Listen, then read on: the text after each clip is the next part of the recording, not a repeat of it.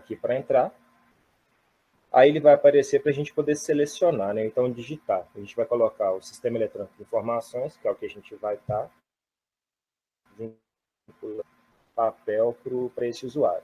Tá? A gente vem nessas 3 barrinhas aqui, selecionamos processo, depois solicitação. Na solicitação, a gente tem essas opções. A gente vai primeiro, né, criar um novo usuário. Para criar um novo usuário, a gente tem que ter o CPF dele.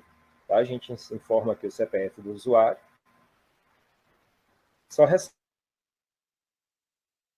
aqui, pessoal, que eu fiz um teste com o meu, tá? Como eu tenho já o acesso, então vai dar uma inconsistência ali, mas dá para poder entender. E ali, nesse ponto, eu quero identificar o seguinte. Quando a gente for cadastrar um usuário, a gente, né, informa o CPF dele, tem que estar o CPF correto, tá? Por que eu falo assim para a gente ter cuidado ao digitar o CPF? Porque está acontecendo muitos erros da gente estar esquecendo, colocando um número a mais, ao contrário do CPF que foi informado, tá? Então, vamos tomar um pouco de cuidado com isso. E no nome aqui, é muito importante a gente colocar o nome completo desse usuário. Por que eu falo isso? Porque como tem muito homônimo, né, a gente coloca, por exemplo, o primeiro nome da pessoa e salva, e a pessoa não nos informa o CPF, na hora da gente fazer a remoção do papel ou a vinculação do mesmo, a gente não encontra o usuário correto para estar retirando as permissões, tá? Então é importante inserir o nome completo dos usuários, tá? Então aqui a gente coloca o nome completo do usuário.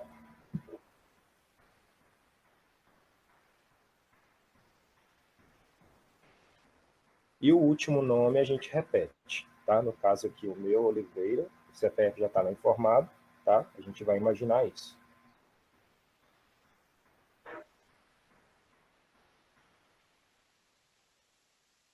E ali, o último nome do usuário. Depois a gente vai informar, né? O CPF a gente vai informar ali. Só que é bom a gente informar o CPF antes para a gente ver se o usuário já não está cadastrado, igual ele acusou que eu já estou, tá? Mas eu vou seguir para a gente poder ter um exemplo de como cadastrar um usuário novato, um usuário novo. Aqui a gente vai preencher, de preferência, o e-mail institucional, tá? Caso for necessário o e-mail secundário, a gente informa também o e-mail secundário, que pode ser o e-mail pessoal da pessoa, tá? E a gente tem que tomar o cuidado de seguir todos os pontos que são obrigatórios, que são CPF, nome, último nome, e-mail e o telefone, tá?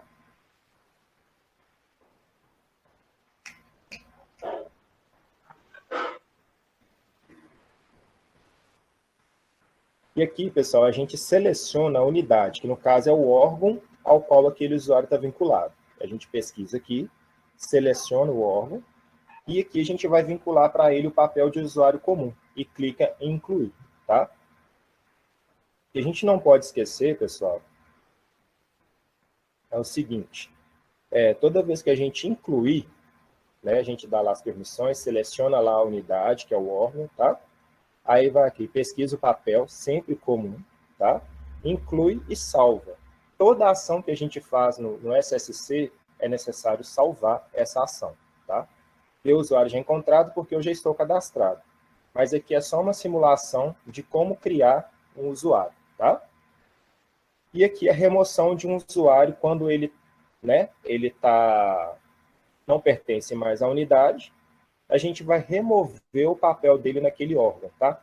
Pode ser o usuário que mudou de órgão ou pode ser um usuário que saiu, não pertence, não tem mais vínculo nenhum com o Estado, tá? A gente faz a remoção dele aqui, informando o órgão antigo. Vamos remover o usuário comum dele, tá? É importante a gente filtrar, a gente tem essa opção de filtrar por nome, a gente escreve o nome dele completo, manda pesquisar, seleciona, tá? E tem que colocar uma justificativa o porquê que esse usuário está sendo removido. Essa justificativa pode ser de acordo com o teor da solicitação, tá? Salvou ali, ok de novo, para registrar, né, a remoção do papel. e aí o usuário foi removido, beleza? Novamente, nas 3 barrinhas, a gente vai simular uma vinculação de papel para um usuário, tá? Pode ser uma vinculação de papel, a remoção, tirando o usuário, a remoção do usuário, exemplo, CDESE, ele está vindo fazer parte da CEPLAG. Então, eu removo ele da CDESE e vinculo ele na CEPLAG, que é o que a gente vai ver aqui agora, tá? Seleciona novamente a unidade que ele vai pertencer. O papel dele a gente vai vincular agora, que é usuário comum. Inseriu o papel, incluiu, não pode esquecer de incluir, porque senão dá erro. Lá embaixo aparece a vinculação dele e clicar em salvar, tá? Deseja aprovar a solicitação? Sim. Solicitação aprovada com sucesso? Ok. Como que eu faço o cadastramento desse usuário no CIP? Primeiro passo é, eu tenho que logar, tá? Com o meu CPF e senha. Então, como eu estou no ambiente de homologação, eu vou acessar com esse login aqui, tá? Só que, vocês concordam comigo que antes de eu cadastrar o usuário, eu vou ter que ter uma unidade para eu vincular esse usuário, não vou? Né? Edmilson, há algum problema eu cadastrar esse usuário primeiro ou eu crio uma unidade primeiro? A ordem do fator não altera o produto, tá? Até porque eu posso deixar esse usuário já cadastrado e logo após eu posso criar uma unidade para eu estar vinculando este usuário, tá? Primeiro passo é verificar se esse usuário não tem nenhum registro no SEI. Como que a gente faz isso? A gente vem aqui, olha, usuários, listar, e vamos pesquisar se esse usuário já tem registro no sistema, tá? O que eu faço? Eu deixo ele registrado, o órgão registrado em todos. Por quê? Quando eu seleciono todos, eu digitando o CPF dele, ele vai me trazer todo o histórico, se ele já é um usuário cadastrado, né? Porque há muitos casos da gente cadastrar um usuário e ele já tem cadastro em algum órgão. A gente vai estar duplicando este usuário na base. Então, é muito importante a gente pesquisar esse usuário primeiro, se ele já não teve nenhum vínculo com o SEI, tá? A gente pode simular aqui, pesquisando.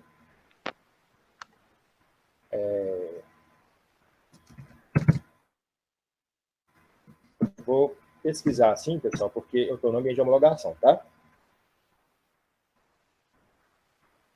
Beleza. Esse usuário teste, ele tem aqui, olha, ele tem vários órgãos que ele já passou, CEF, DR, TSM, tal.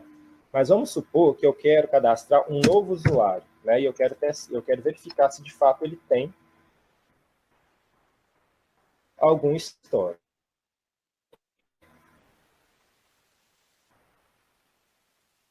Ele não tem nenhum histórico, ou seja, eu posso cadastrar esse usuário cedo, tá?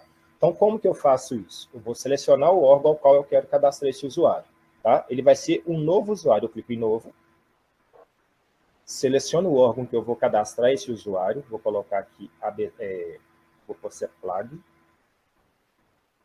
tá? A sigla deste usuário vai ser sempre o CPF, tá? A sigla do usuário é sempre o CPF. E a descrição do usuário e o nome dele, na verdade, tá? Então, sigla CPF e o nome do usuário, tá? Aqui eu vou colocar... Vou fazer um com o meu para ver se vai passar.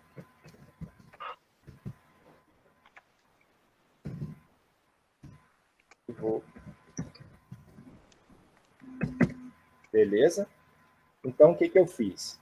Sigla, CPF do usuário e o nome do usuário, beleza? Cliquei em salvar. Tá aí o meu usuário cadastrado. Qual é o próximo passo? Conceder o perfil para esse usuário. Então, eu venho aqui, permissões administradas. Vou selecionar aqui no sistema SEI, tá? O órgão da unidade, eu vou colocar CEPLAG. E o órgão do usuário, CEPLAG também, tá? Porque ele vai pertencer a uma unidade da CEPLAG, tá? Então, vou colocar aqui, vou colocar essa unidade aqui de treinamento 2, tá? E aqui eu encontro o meu usuário. Beleza? Edmilson, qual papel eu vinculo para o meu usuário? Aqui eu já vou até fazer uma explicação de 2 pontos para a gente matar dois conteúdos em uma só ação. Tá? Então, eu vou conceder para ele aqui básico. O que quer dizer o perfil básico?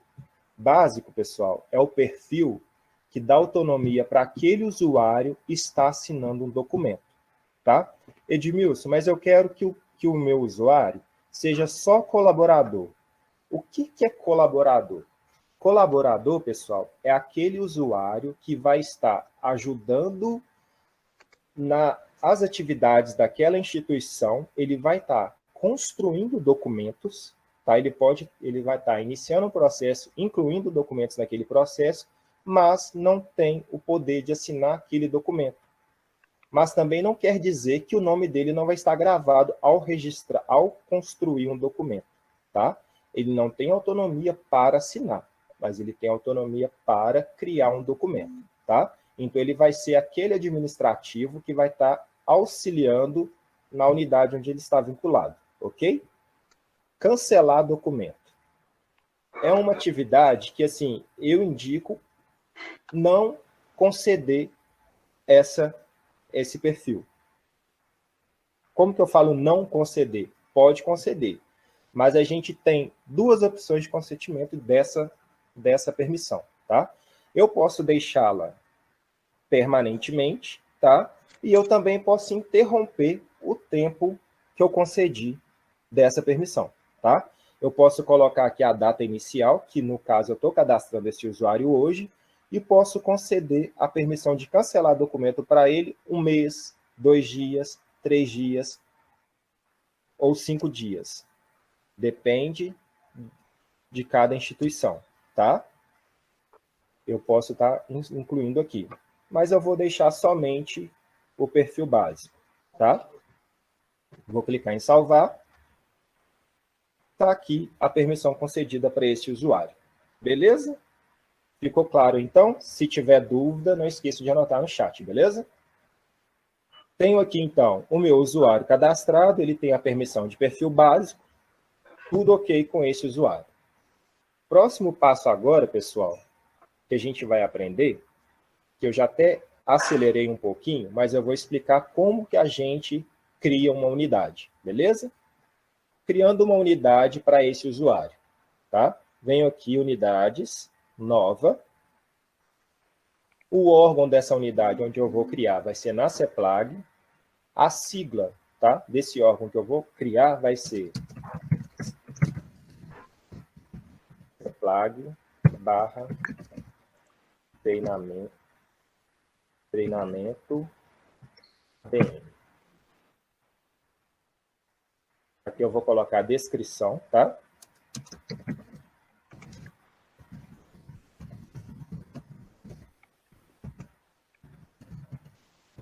Beleza. E aqui eu vou salvar.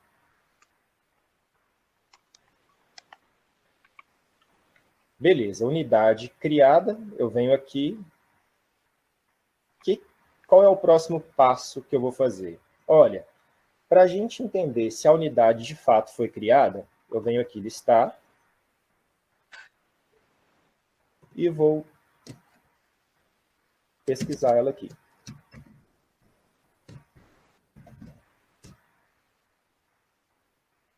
Ela está aqui, tá vendo? Treinamento ADM, tá? Só que não é só criar essa unidade, tá? Eu vou só colocar um ponto aqui para posição 15.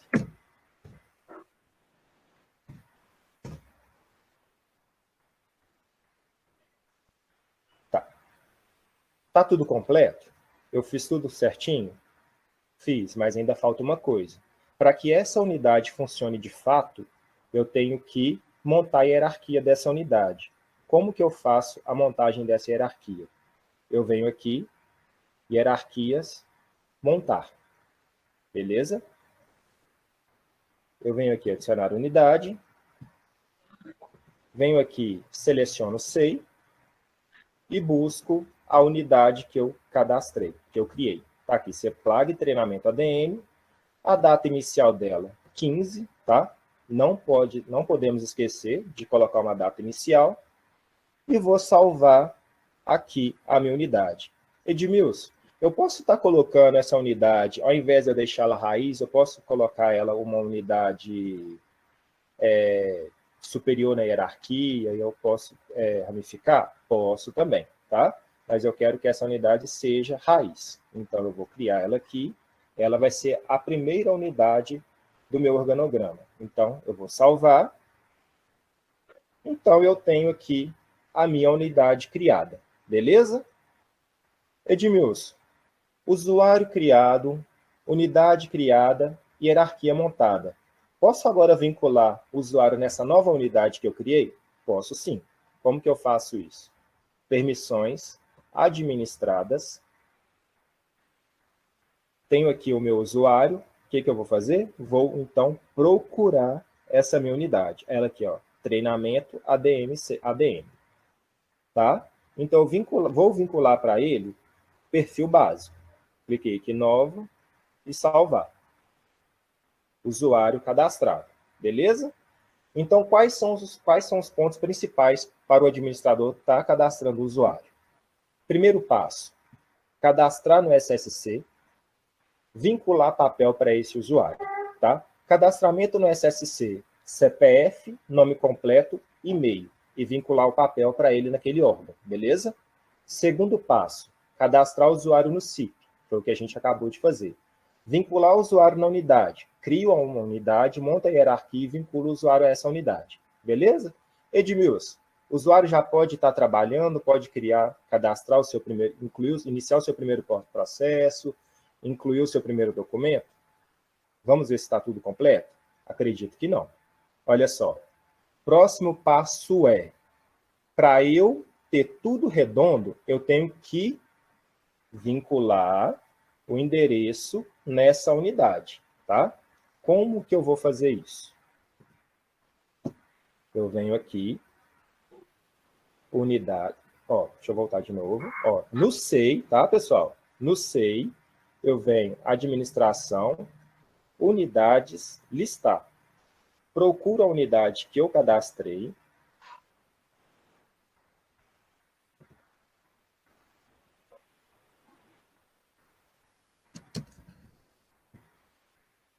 pesquiso. Aí ela aqui, olha, CEPLAG treinamento ADM. Venho aqui nas ações, alterar unidade, tá? Clico em alterar unidade, tá vendo aqui? Aproveitando que eu estou nessa tela, o que eu posso estar fazendo? Olha só, eu posso fazer duas coisas também ao mesmo tempo, porque lá no nosso roteiro, eu tenho também vincular o e-mail na unidade. Edmilson, o que é vincular o e-mail na unidade? É quando você recebe, para você receber notificação de um processo que chegou na sua unidade. Tá? Então, a gente pode fazer as duas coisas ao mesmo tempo. Eu posso estar vinculando o e-mail aqui, tá? Vou vincular um e-mail.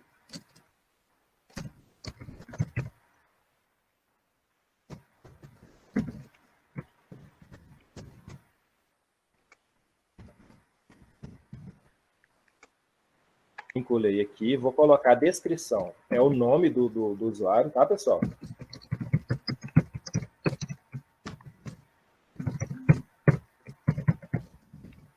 E vou adicionar. Não é só digitar, não, tá? Tem que clicar aqui em adicionar. Fica o amarelo, o usuário já está incluído, beleza? Aí eu já vou fazer a outra ação. Qual é essa ação? Está no nosso roteiro, que é vincular o endereço nessa unidade, que nada mais é que contatos associados, beleza? Como que eu faço isso? Venho aqui, alterar dados do contato associado, que é esse papel grande aqui, com esse lápis aqui, beleza? Clico aqui e vou usar endereço associado. O que é usar esse endereço associado? É uma unidade que está no órgão, que esse órgão está na cidade administrativa. E essa unidade vai estar utilizando o endereço associado desse órgão. Então, eu venho aqui, seleciono, vou utilizar o endereço associado e vou salvar. Beleza? Edmilson, mas qual é a importância? Para que eu tenho que associar o endereço? Por quê, pessoal? Porque senão, aquele usuário que eu acabei de cadastrar, quando ele vai iniciar um processo, incluir um documento, ele não vai conseguir, porque vai dar o erro do seguinte, erro de contatos em unidade com faltando endereço associado, que é isso aqui, ó, erro de dados de contatos associado, ou seja, faltou o endereço vinculado naquela unidade. Então, toda vez que eu crio uma unidade, eu tenho que vincular um endereço a essa unidade. Por quê? Porque aquele usuário, ao iniciar o processo e cadastrar o seu documento, na hora que ele for buscar para incluir, vai dar esse erro. Aí, quando der esse erro, é só vocês lembrarem, opa, peraí, o Edmilson falou no treinamento que quando dá esse erro é porque eu esqueci de vincular o endereço associado na unidade. Então, deixa eu ir lá pesquisar, unidades listar, pesquiso aquela unidade, seleciono ela, vou nas ações, alterar dados, e depois clico aqui no lapisinho maior, alterar dados do contato associado. Beleza? Fiz tudo isso, incluí o meu e-mail, vinculei o endereço na unidade, clique em salvar. Didi, Oi. e só se puder voltar ali na página que você estava, complementando, não é só colocar o e-mail, né? Isso, não é só colocar o e-mail. Tem que Boa, marcar a João. opção ali. Aqui, olha. E outra coisa, João, boa lembrança. Olha só. E outra coisa também, se a unidade não tiver selecionada disponível para o envio do processo, não vão chegar processo nessa unidade, tá? Então, o que eu tenho que fazer? Essa unidade vai ser meio que uma unidade fantasma. Os usuários vão poder trabalhar, mas, porém, não vai chegar do processo nessa unidade. Então, eu tenho que selecionar disponível para envio de processo, tanto enviar e quanto receber. Beleza? Então, assim, criou uma nova unidade, alterou o endereço associado, vinculou lá o e-mail para notificação, que esse aqui nada mais é para receber a notificação de que um processo chegou na sua unidade. Então, eu seleciono aqui, tá? Para que essa unidade comece a enviar processo e também receber processo. Beleza? João, obrigado. Ficou claro isso aqui, pessoal? Anotem no chat, por gentileza. Então tá, salvar e ok. Então, olha só, o que nós fizemos? A gente cadastrou o usuário no SSC, concedemos o papel no SSC, cadastrei o usuário no CIP,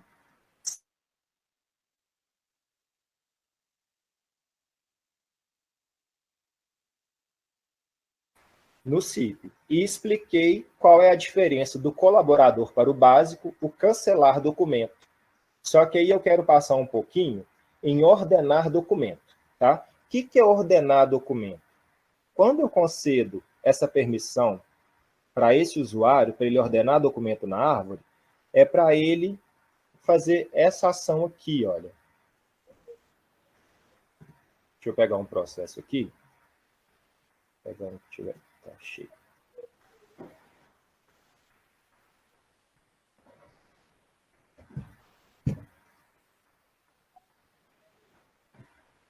Deixa eu ver se tem um com o outro aqui. Pera aí, rapidão.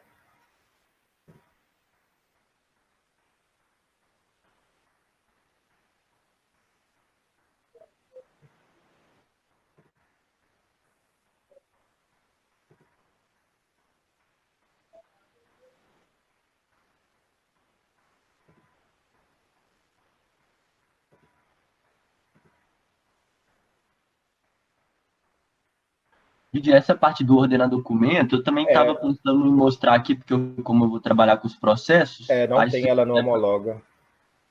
Pode deixar que eu apresente essa parte aqui, eu já coloquei a permissão. Tá, não, beleza.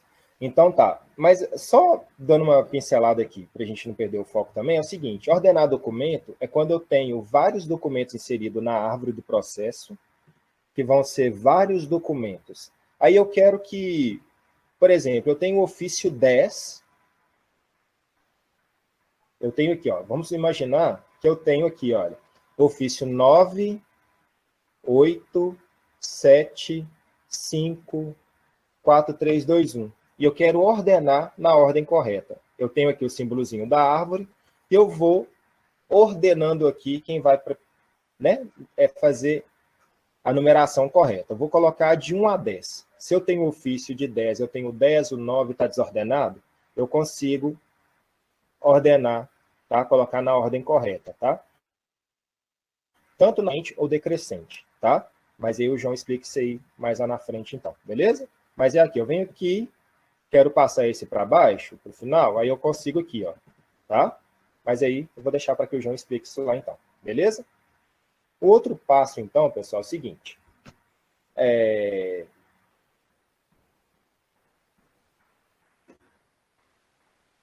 Ouvidoria e gestão de contatos, tá? O que é uma ouvidoria e gestão de contatos? Edmilson. Oi. Edmilson. Oi, tô Aí vendo. o servidor não vai conseguir assinar o documento, né? Tem que vincular o cargo lá. Ainda no usuário. Não, calma aí que eu ainda não cheguei nessa parte, não. Beleza? Não, beleza. Tá, só um minutinho. Porque aqui a gente ainda está construindo ainda, tá? Mas eu vou passar essa parte. É porque eu tive que voltar para explicar os papéis que eu ordeno para aquele usuário. O perfil, na verdade, tá? Então, olha só, pessoal. Eu tenho aqui, então, a minha unidade formada, tá? O meu usuário cadastrado, unidade criada, hierarquia montada, e esse meu usuário, ele vai ser chefe de gabinete nessa unidade, tá? Então, ele tem que assinar documentos nessa unidade. Quero ressaltar e deixar bem claro o seguinte, pessoal. Essas assinaturas, esses cargos que vocês nos solicitam, esses cargos não são vinculados ao CPF que a gente cadastra, que são os usuários, tá? Esse CPF, esses cargos, eles são vinculados na unidade, tá? Então, toda unidade que a gente cria, a gente tem que vincular cargos nesta unidade. Edmilson, mas por que eu tenho que vincular cargos nessas unidades? Porque senão o usuário não consegue assinar o documento, tá? E como que o usuário consegue assinar esse documento? É só ter o perfil básico? Não é só ter o perfil básico. Aquela unidade tem que ter o cargo daquele usuário vinculado. Por mais que ele seja somente servidor, na unidade tem que ter esse cargo vinculado, servidor público, para ele conseguir assinar o documento. Como que a gente faz isso? A gente vem aqui, unidades, assinatura das unidades. E isso, pessoal, vocês nos solicitam. Então, quem falou aí assinatura, obrigado, tá?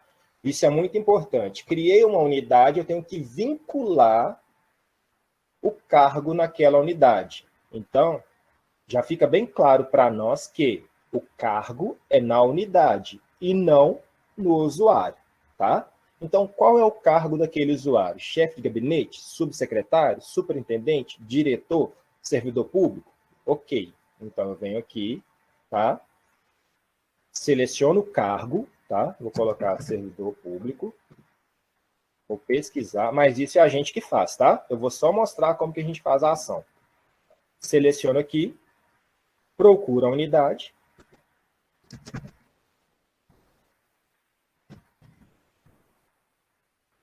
Aí ela aqui, seleciono, o cargo tá vinculado e salvei. O que eu acabei de fazer, pessoal? Quando vocês criam uma unidade, vocês não solicitam o cargo para ela, né? Corpo de bombeiro, polícia militar, polícia civil, secretarias, todos vocês nos solicitam cargos, né? Servidor, subsecretário, chefe de gabinete, gerente, coordenador, presidente, tá? Então, é essa ação que a gente faz e eu deixo bem claro.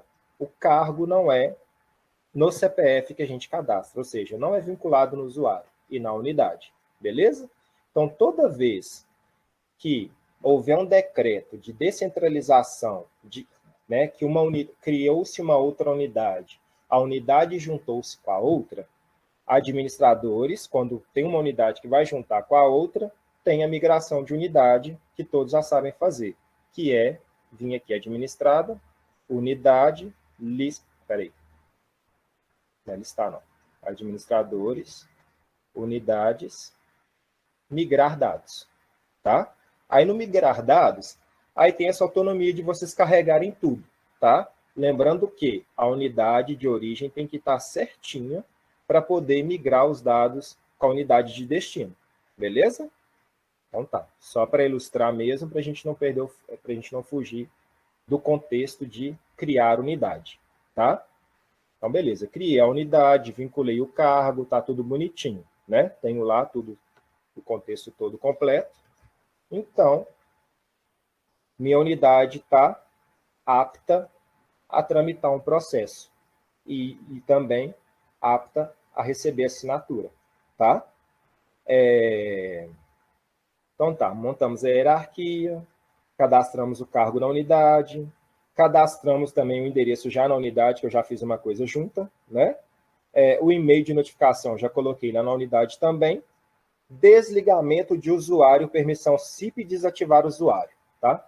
Como que a gente faz isso, pessoal? Geralmente hoje a gente na CEPLAG, né, desde quando o SEI foi implementado, até mesmo quando a gente trabalhava com o CIGED, a gente sempre recebeu um comunicado do DRH que tal usuário estava sendo desligado da CEPLAG, solicitando que a gente retirasse todas as permissões daquele usuário, tá? Como que a gente faz isso? Olha só, Edmilson 55, ele não trabalha mais na CEPLAG, tá? Eu passei no concurso público no Tribunal de Justiça e fui trabalhar lá. E com isso eu preciso que seja removido as minhas permissões. Como que eu faço isso? Está aqui, eu venho aqui, deixa eu mostrar aqui primeiro, rapidão, eu venho aqui, usuário, listar. Pesquisei ele aqui.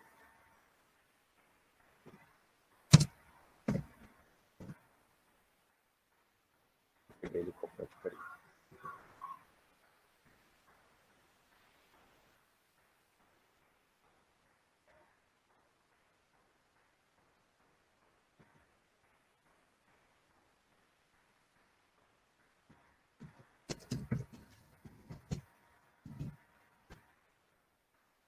Olha só o que eu vou fazer. Eu vou simplesmente desativar esse usuário, tá? Por que eu vou desativar esse usuário? Não vou colocar Tribunal de Justiça, não, porque eu estou trocando de esfera. Mas vamos supor que eu passei, nem passei, não. Vamos supor que eu vou trabalhar lá no Cisema. Vou trabalhar junto com o André Lacombe. Aí, o que a CEPLAG faz? Ela solicita ao administrador da CEPLAG para desativar as minhas permissões na CEPLAG, tá? Então, eu vou somente desativar. Por que, pessoal, que eu vou desativar esse usuário? Porque quando um usuário sai de um órgão e vai trabalhar em outro, eu não preciso excluir. Por quê? Porque eu posso estar usando os dados daquele usuário ao invés de eu cadastrá-lo novamente. Então, eu vou simplesmente desativar. Desativei esse usuário, ele saiu né, ele está desativado, sem as permissões, tá? Ok aqui. Desativado. Venho aqui em administradas, retiro aqui, tá? O perfil dele. A retirada do perfil é excluir mesmo a permissão, tá? Excluir a permissão dele na CEPLAG. Ok, tá? Esse usuário, então, ele foi desativado da CEPLAG, tá? Eu tirei o desligamento, eu tirei totalmente o acesso dele na CEPLAG, tá? Mas se esse usuário for para um outro órgão, eu consigo utilizar os dados dele, beleza? Edmilson, sou do Cisema, tá? Esse usuário não vai trabalhar mais conosco, preciso que você remova todos o papel dele do Cisema, tá? Como que a gente faz a remoção desse papel? No SSC, tá, pessoal? No SSC, a gente faz a remoção do papel desse usuário. Então, eu faço o seguinte. É aquela questão de que eu fui lá, SSC, vou voltar um pouquinho aqui.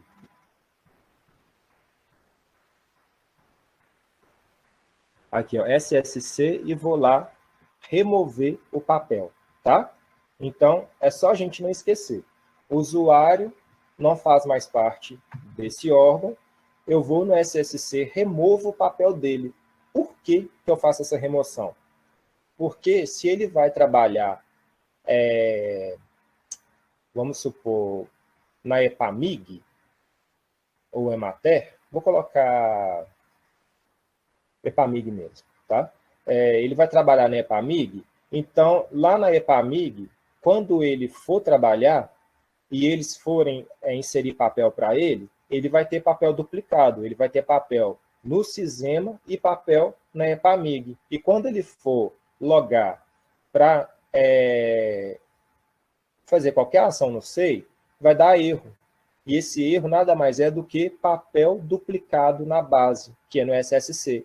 Então, é importante fazer essa remoção antes, para que quando ele for para outro órgão, ele não tenha papel nenhum vinculado. Aí somente a EPAMIG consegue conceder papel na EPAMIG para que esse usuário comece a trabalhar de fato, beleza? E quando esse usuário vá para a EPAMIG, é necessário também fazer alteração dos dados desse usuário. Quais são as alterações? O nome não mudou, né? Mas o e-mail vai mudar e o papel também. Então, eu desvinculo o papel, eu removo o papel, ele chegou lá com o papel zerado, então a EPAMIG vai vincular o papel e alterar os dados do e-mail desse usuário. Beleza, pessoal? Aguardo vocês no chat. João, com você. Então, boa tarde, pessoal. O tempo já está bem em cima. Eu até vou pedir a colaboração aí de todo mundo para a gente ficar uns minutos a mais. Vou apresentar aqui, no geral, vou tentar passar por as principais funcionalidades. Me confirma aí, Edmilson, se minha tela está aparecendo, por favor. Apareceu, carregou. Tá, vou passar aqui de maneira rápida, simulando um processo, para a gente revisar as funcionalidades, não só as funcionalidades básicas, tá? Tentar passar por umas funcionalidades mais avançadas também. Então, a primeira coisa, eu vou criar um tipo de processo para a gente simular aqui, vou entrar em unidade, para a gente simular um procedimento, mas na verdade é fictício, né? Vou tentar pegar um processo mais simples aqui de seleção de estagiário. Então, é um processo de contratação de estagiário. Vou colocar aqui na especificação contratação de estagiário. Esse campo, classificação por assunto, a gente recebe muita pergunta sobre isso. É a classificação do tipo de processo baseado na tabela de temporalidade. Então, se você dá dois cliques aqui, você pode ver prazo de guarda dos documentos, né, que vão estar vinculados àquele processo, guarda corrente, guarda intermediário, a destinação final também. Você pode preencher aqui o campo interessado, vou, no caso aqui, colocar uma unidade que estaria contratando esse estagiário, e já gerar esse processo. Então, primeiramente, vou colocar aqui um plano, como se fosse um plano de atividade desse estagiário. Vou colocar a opção nenhum aqui no texto inicial, depois eu passo rapidamente aqui pelo documento modelo e texto padrão para vocês também conhecerem quem não conhece ou relembrar quem já atua aí como administrador há um tempo. Não vou preencher esses outros campos, lembrando que para documento não precisa preencher classificação por assunto, porque a classificação por assunto nesse caso, o documento vai estar vinculado à classificação por assunto do processo. Criei um documento interno, correto? Um documento externo é aquele que não foi gerado dentro do SEI, então estou gerando um documento interno. Acredito que as funcionalidades do editor, no geral, vocês já devam conhecer, né? Essas partes aqui já são mais conhecidas. Essa parte aqui de incluir imagem, a gente reforça a utilização dela, porque muitas vezes o usuário tenta incluir uma imagem no documento, no Ctrl+C, Ctrl+V, pode gerar um erro. Então, às vezes, fazendo um procedimento aqui, incluindo uma imagem que está no seu computador, esse erro pode não surgir. Se eu não me engano, documento possui conteúdo não permitido, alguma mensagem assim. Atalho para criar tabela, hiperlink, colocar algum processo ou documento do SEI de maneira linkada. Tem esse daqui também, que se você coloca um número e clica no cifrão, ele já puxa automaticamente aqui o valor. Enfim, vou colocar aqui uma informação qualquer para a gente dar andamento e não perder muito tempo. Então, eu poderia muito bem já assinar esse documento, só também já complementando uma mensagem que eu vi no chat que falou que precisa fazer a vinculação do cargo também ao CPF, não somente o que a gente faz na unidade. Na verdade, não é assim. Quando a gente faz a vinculação de um cargo da unidade, já é possível sim que o usuário consiga assinar. Só que nesse caso, como o objetivo aqui é focar nas funcionalidades, a gente já vou passar aqui para o bloco de assinatura, que até no questionário que a gente fez foi a funcionalidade que apareceu em que há mais dificuldade. Então, em vez de eu ter que tramitar esse processo lá, por exemplo, para o gabinete da CEPLAG, assinar esse documento, eu posso muito bem utilizar o bloco de assinatura. Vou assinar o documento antes, porque eu quero mostrar também uma diferença de duas maneiras que a gente pode estar utilizando o bloco. Assinei o documento, seleciono no ícone incluir em bloco de assinatura.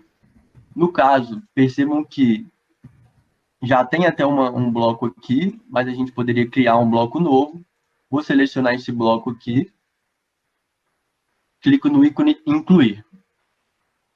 Ok, eu tenho que ver agora para quem que esse bloco está disponibilizando e eu preciso liberar ele, né? Não só fazer a inclusão do documento no bloco já é suficiente para a pessoa assinar. Eu peço pegar esse atalho aqui para blocos de assinatura ou acessar o menu à esquerda no ícone blocos de assinatura aqui.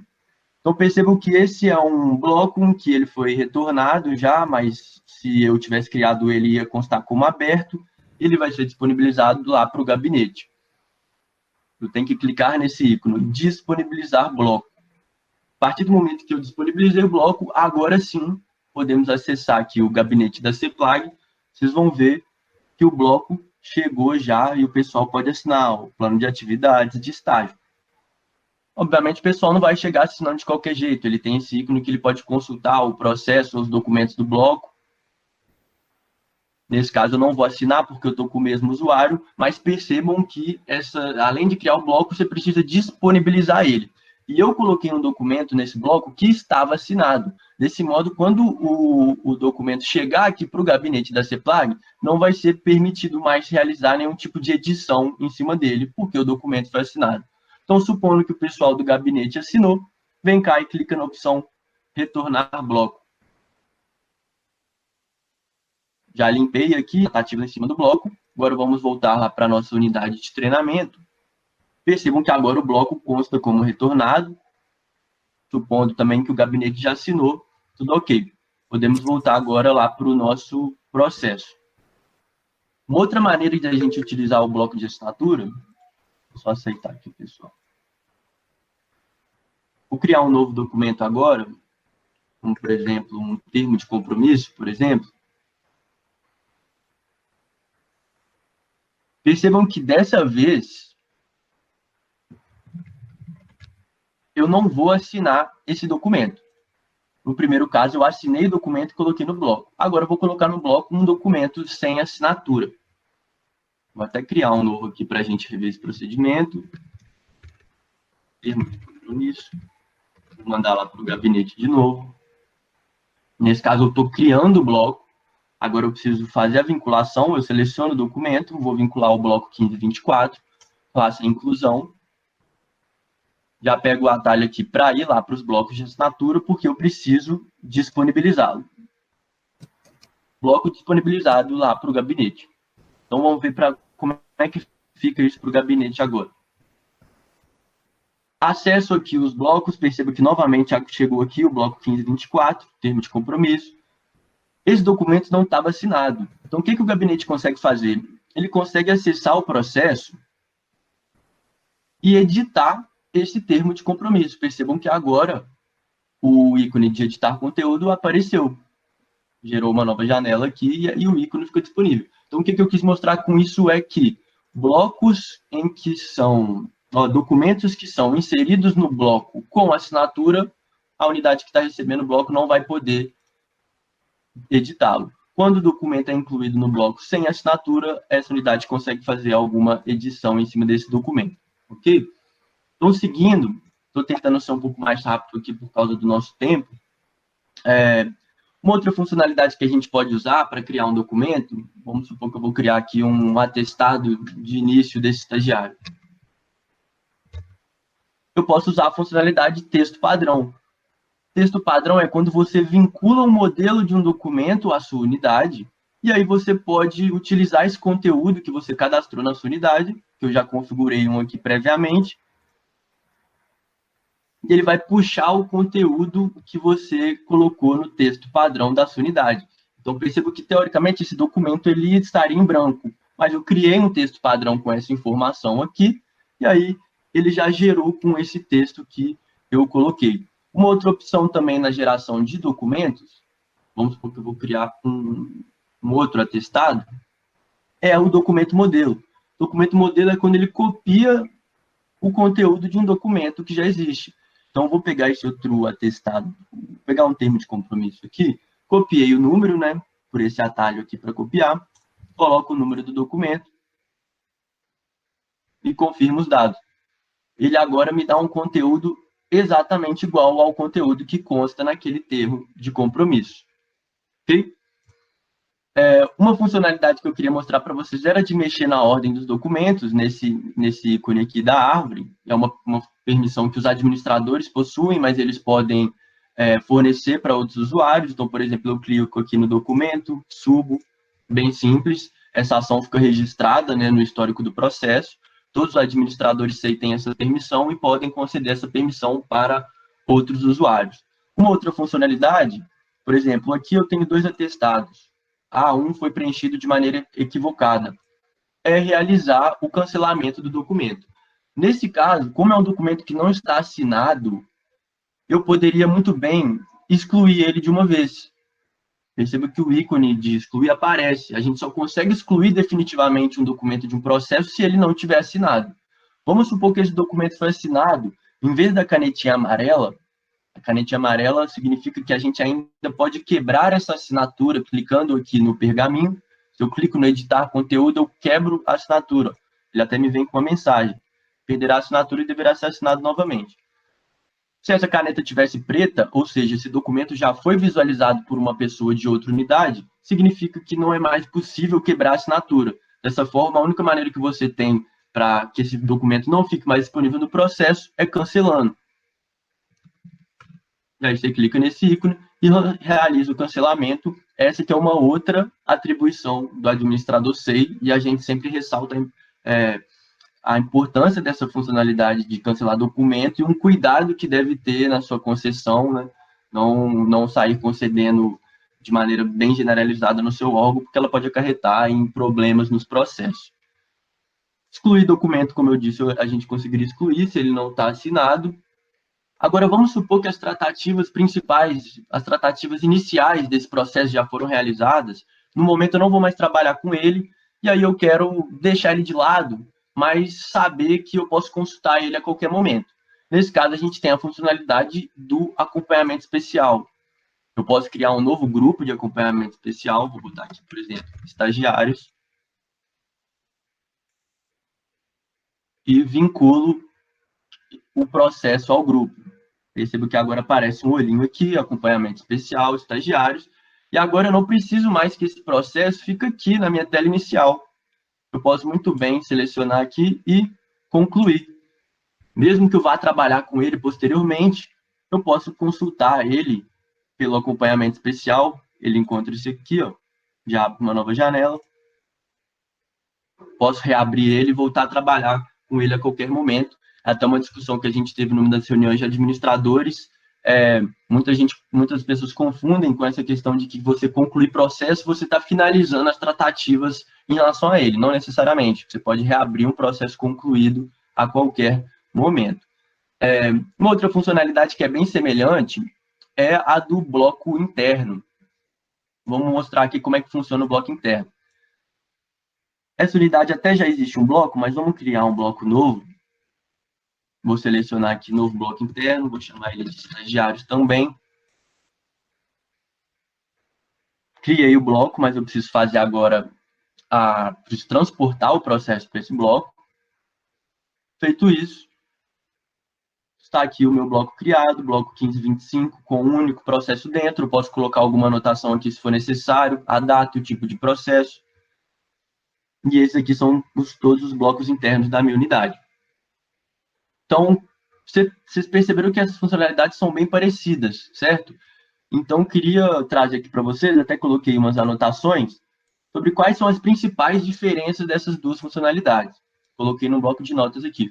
Quando o processo é adicionado ao bloco interno, a ação fica registrada no histórico completo do processo, o consultar andamento. O bloco interno também ele dá essa possibilidade de concluir bloco, eu vou mostrar para vocês. E o mesmo processo ele pode estar contido em diversos blocos internos. No caso do acompanhamento especial, não há um registro no histórico do processo e o processo ele só pode ser incluído em um único grupo de acompanhamento. Então, essas, no geral, seriam as principais diferenças. Vou acessar aqui o histórico do processo. Perceba que se eu clico no histórico completo, ele já me dá as informações aqui, ó, processo inserido no bloco. Aquela ação ficou formalizada. Já o acompanhamento especial não ficou. Então, até dizem por aí que o acompanhamento especial já é uma funcionalidade mais informal, mais de controle interno ali da unidade, mas que ela não gera esses registros no histórico do processo.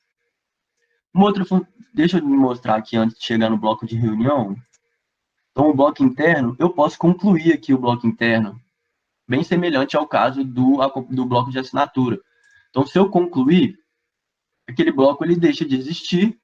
E é bom que quando você for fazer isso, você pelo menos reabra os processos que estão dentro desse bloco, ou coloca no acompanhamento, ou coloca numa planilha, o que for. Mas quando você concluir aqui, você vai perder o controle que você tinha sobre aqueles blocos. Então, dando prosseguimento. E agora vamos supor que, na verdade, esse estagiário que foi contratado, né, ele também entrou no momento de teletrabalho, e aí foi preciso que ele criasse um processo para registrar lá os relatórios de atividades dele em home office. Então, ele gerou esse processo, um processo diferente. Vamos supor que ele colocou no processo dele um plano também, como se fosse um plano de atividades.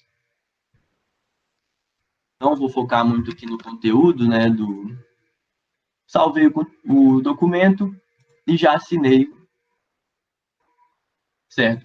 Só que o que a gente percebe é que esse processo, por mais que ele seja um processo diferente, autônomo, existe uma relação dele com o processo da contratação, certo? Porque se trata ali do mesmo estagiário. Então, nesse caso, com uma boa prática, a gente poderia relacionar um processo ao outro. Como que a gente faz isso? Eu copio o número do processo que eu quero relacionar, que é o processo aqui do relatório de atividades em teletrabalho desse estagiário, acesso o processo principal e clico no ícone relacionamento de processo. E aqui é bem simples e indutivo. Coloco o número do processo destino, ele já me puxa aqui automaticamente o tipo de processo e eu adiciono.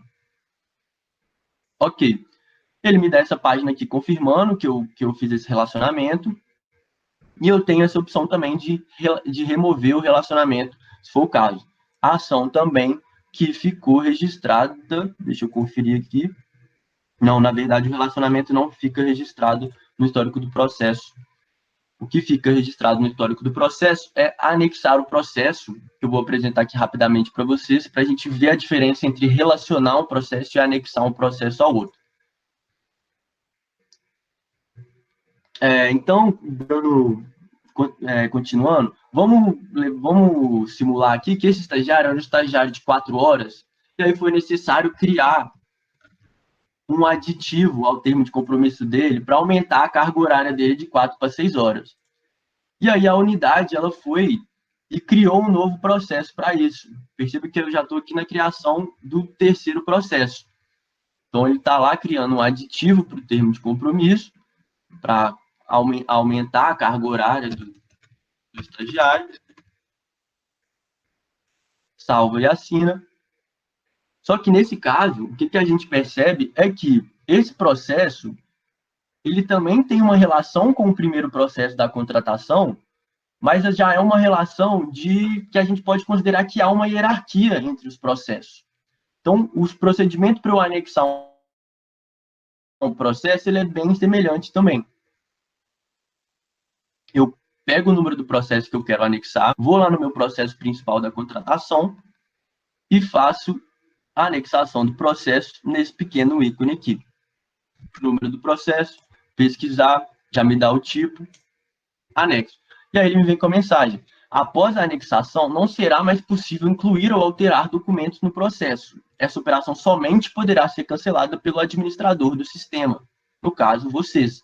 Então, fizemos a anexação aqui do processo, tem a opção aqui de desanexar, porque a gente tem essa permissão. Se você, administrador, está sem essa permissão, pode mandar lá no atendimento, e aqui que fica, é assim que fica na árvore do processo. Percebo que as ações ficam totalmente limitadas, não tem mais como fazer isso. O ícone da permissão é esse aqui. Eu posso até visualizar esse processo numa outra janela, mas eu não consigo mais fazer nada, nem criar documento, e as ações ficam bem limitadas. Então, voltando aqui para as nossas anotações, o relacionamento de processos, ele agrupa processos que possuem uma relação entre si, porém autônomos. A ação não fica registrada no histórico do processo. O relacionamento fica visível para todas as unidades que acessarem o processo. Para relacionar, um dos processos deve estar aberto e é necessário saber o número do processo a ser relacionado. Então, nesse caso, não há uma hierarquia entre processos. Já para anexar, pressupõe-se que há uma hierarquia entre esses processos, deve ser utilizado quando houver uma necessidade de uma unificação permanente de processos do mesmo tipo. Então, eu tinha um processo de contratação aqui que tinha um termo de compromisso, só que o aditivo veio num processo diferente. Então, consideramos adequado fazer a anexação desse processo que constava o aditivo no primeiro processo da contratação. Uma vez anexado, o processo deixa de ter independência. A operação de anexação não pode envolver processo sigiloso, o processo a ser anexado não pode ter processos anexados a ele, e somente o administrador SEI possui a permissão para desanexar esse processo. Certo? Eu pulei o bloco de reunião, que eu acho que é relevante mostrar para vocês, no nosso questionário também foi um dos que o pessoal apresentou mais dificuldade. O bloco de reunião é uma maneira que você consegue colocar um documento para disponibilizar para uma outra unidade sem que essa unidade tenha uma ação formal em cima desse processo. Pode ser ali para análise de alguma minuta, ou a própria uma reunião que vai ser realizada e eles querem ter acesso ali aos documentos daquele processo. Então, eu crio aqui um bloco de reunião. Vamos supor que a gente vai marcar uma reunião com o gabinete para abordar sobre a contratação desse estagiário. Criei o bloco, tem que agora transportar o processo para esse bloco. É aquele mesmo caso do bloco de assinatura, não adianta eu só criar e colocar, eu tenho que vir aqui e disponibilizar o bloco. Se eu vou lá no gabinete, vamos ver como é que fica para eles. Bloco de reunião, já chegou aqui o bloco da contratação de estagiário. Eu posso clicar aqui no ícone processos e documentos do bloco. Vou abrir aqui o processo numa outra janela. Perceba que eu consigo acessar todos os documentos do processo sem ele ter tramitado para mim, e veja que outros documentos nem assinados estão, mas o gabinete está conseguindo visualizar. Mas ele não consegue realizar nenhum tipo de ação, né, em cima desse processo. Ok? No geral, essas foram as principais funcionalidades que a gente queria passar, mas existem outras bem úteis e que são bastante utilizadas, como o envio de correspondência eletrônica, que é esse ícone aqui.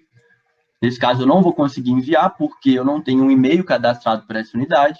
Posso colocar os documentos do processo em anexo, ou um anexo do meu computador. Eu posso criar um marcador, uma anotação, por exemplo, aguardando a assinatura da chefia. Vamos ver ali na tela principal como é que fica essa anotação que eu criei.